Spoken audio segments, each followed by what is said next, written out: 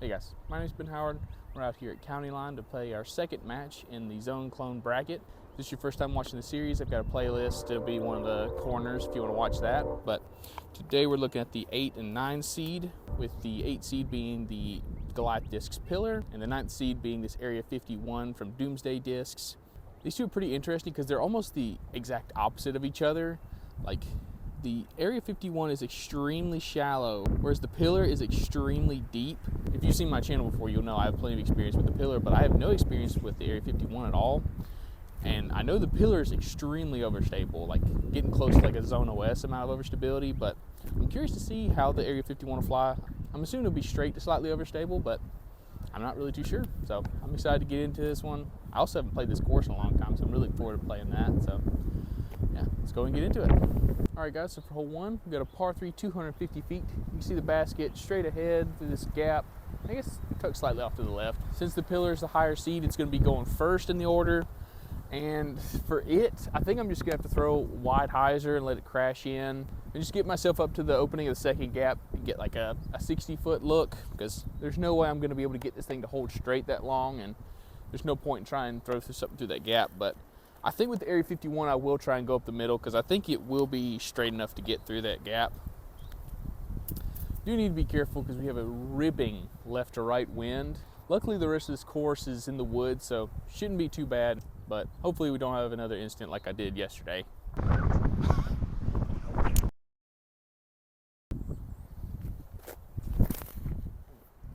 Swing. Swing. Ah, too wide. Oh, pulled it just a little bit. Dang.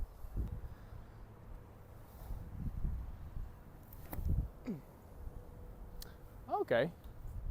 That's more stable than I thought it was going to be. I'm just going to have to throw a roller and kind of poke and hope. Holy crap. That wind took it. Okay, so the Pillar might have rolled a lot farther than I thought it would have, but I'm going to go ahead and putt this, and then we'll go find the Pillar.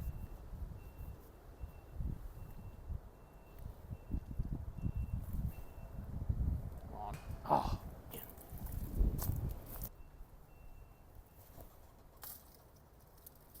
There we go.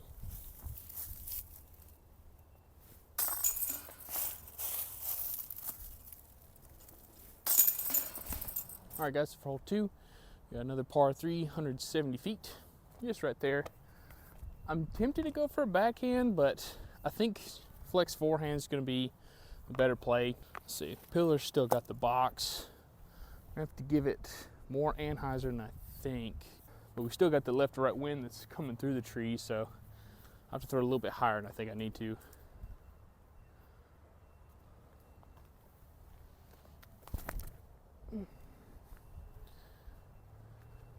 Okay, so same thing for the Area 51, but maybe just a little bit less anhyzer.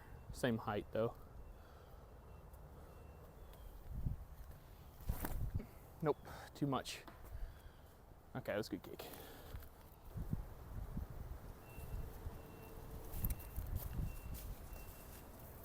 Oof.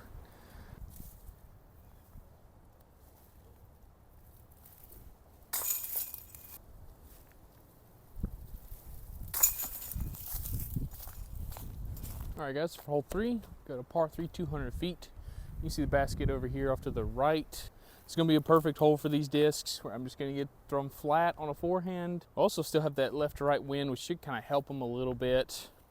Let's see, Pillar's got the box still.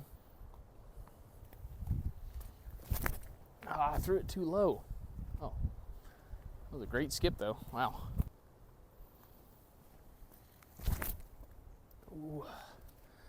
Still low, but that should be a putt.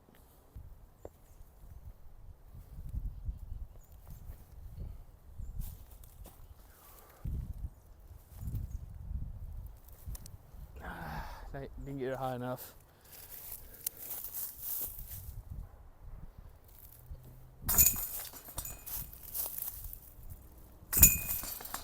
All right, guys, for hole 4, we've got a par 3, 286 feet. You can see the basket straight ahead. There's like a, I guess you call it like a bowl between us and the basket. But if I can get either one of these discs into that bowl, I'll have a look at a birdie putt. But odds are we're just playing for par on this one.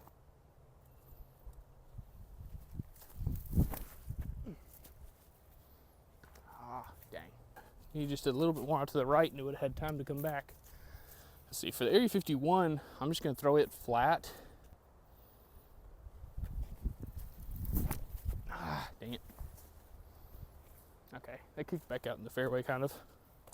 Okay, so the Area 51's short of the pillar, but the pillar's in a much worse spot.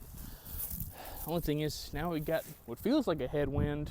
It's not going to be great for the Area 51, but I think I'm just going to have to throw it straight at the basket and hope that it kind of just flexes instead of turn over or anything crazy like that.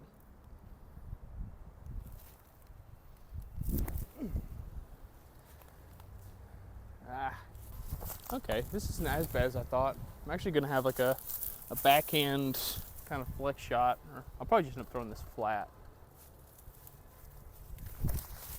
Get through, get through. Okay, yeah.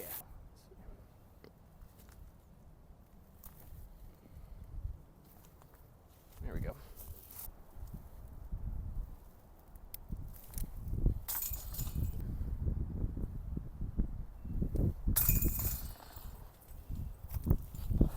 Alright guys, so for hole 5, we got a par 3, 220 feet.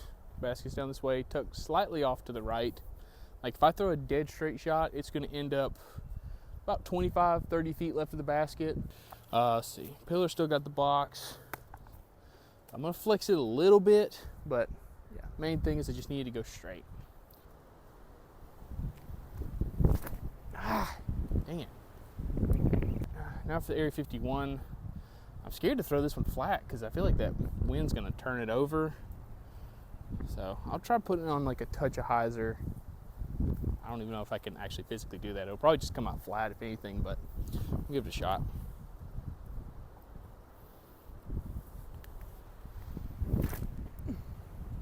There it is. Nice. Dang it. Hit it again.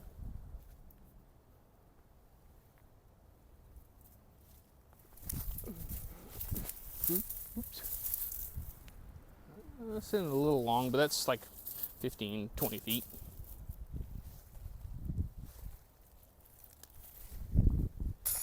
Ooh, nice.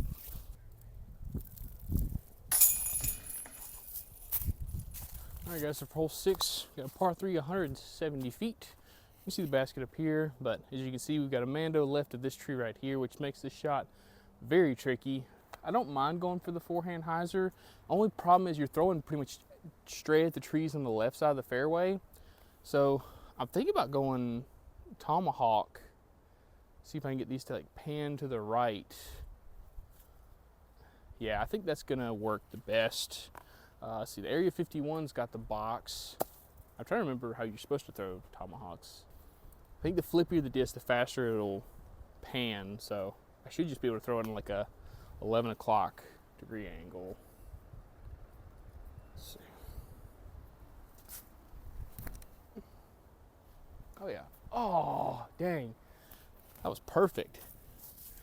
All right, so for the pillar, I think I have to throw it more on like a 10 o'clock-ish angle.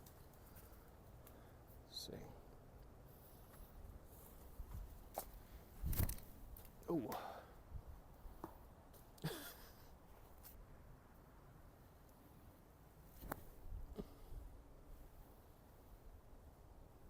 There we go.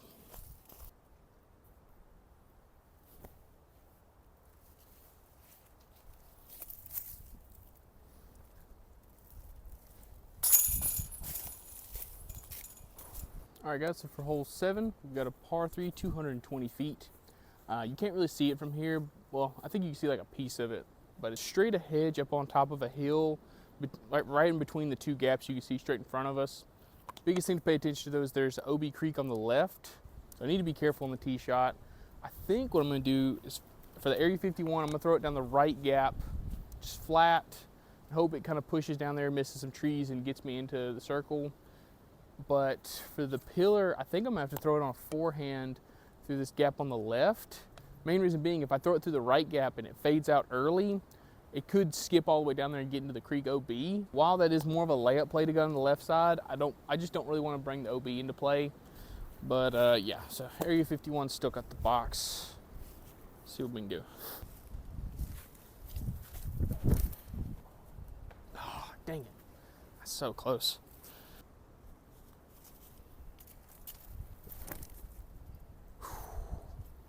Get up there. Go. Oh, that's parked.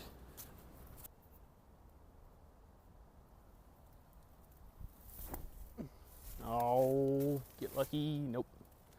It just kicked out of bounds.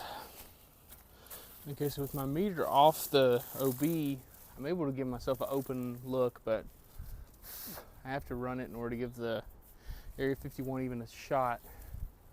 Let's see.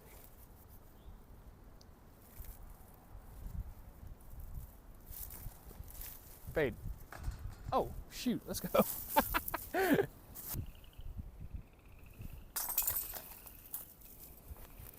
All right, guys, so for hole 8, we got a par 3, 175 feet. You can see the basket straight up this hill. Looks like the best place is going to be a forehand hyzer into the green. Looks like we're playing back into this headwind though, so this will be interesting. I guess I'll just have to try and keep them as low as I can.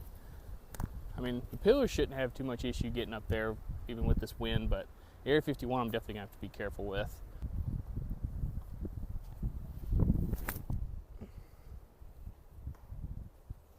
Okay, that's a good kick. That'll give me like a edge circle look.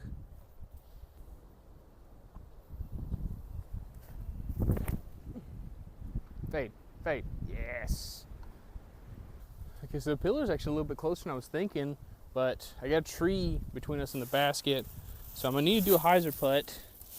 So and like I said, we've still got that headwind coming in, so I guess I'm just gonna have to putt with the pillar.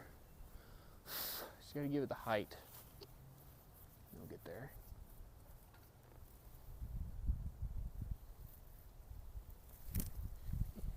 Oh, too much height.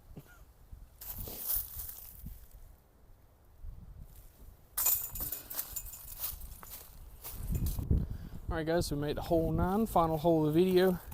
This one's a par 3, 266 feet. You can see the basket straight ahead. Biggest thing to pay attention to though is the ditch in front of us is out of bounds. There's plenty of room short of the basket, so I'm not really too worried about either one of these discs not making it across. But I definitely do think the Area 51 is going to have an advantage. But we've got a ripping left to right wind, so I really don't know what these are going to do. Area 51 has the box. You just got to make sure to give them height, because otherwise these are going to drop hard.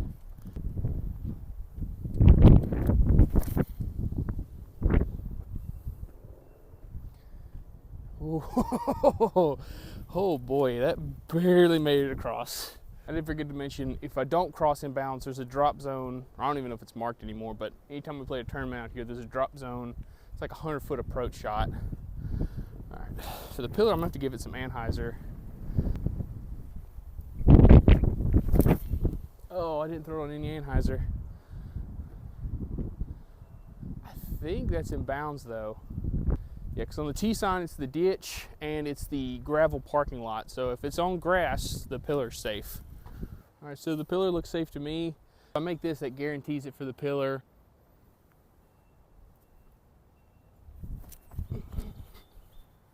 Ooh. Sit, please. Thank you.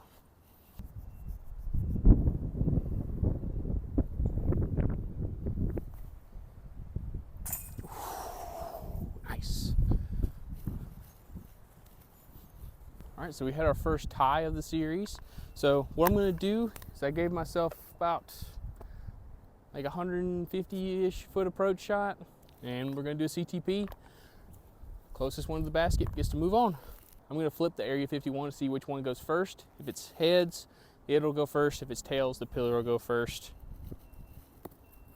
Heads, Area 51 first.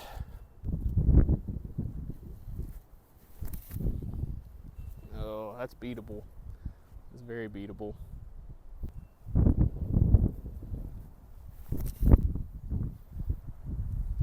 Yeah. Yep, that's like right in between the Area 51 and the basket. All right, guys, that finished up our round out here with the pillar in the Area 51. Like I said, the pillar is the winner, so it's going to be moving on to the next round, which I'm not too surprised about. Out of all the discs in this series, this is one of the discs I've used the most. So can't really say I'm too surprised, but Area 51 ended up being a really great disc for me because it flies like a very beat up version of a zone. But this definitely falls in that area of like a tactic or a savior, where it's just a very straight but torque resistant disc. And this is the type of disc I would recommend to a lot of people trying to learn forehands, because you have to be very specific on your nose angle, your hyzer angle. Everything has to be consistent in order for you to get really good throws out of it. But when you're throwing it good, there's not many discs like it. And especially for it to be in this premium plastic and for it to fly like that, it's really sick. So if you're looking for that really straight but torque resistant forehand disc, these things are really nice. I don't remember off the top of my head what next week's match is going to be, but I'll go ahead and put up on the screen here. That should be coming out next Friday, so y'all stay tuned for that. But thank y'all so much for watching. Please like, subscribe, and y'all have a good one.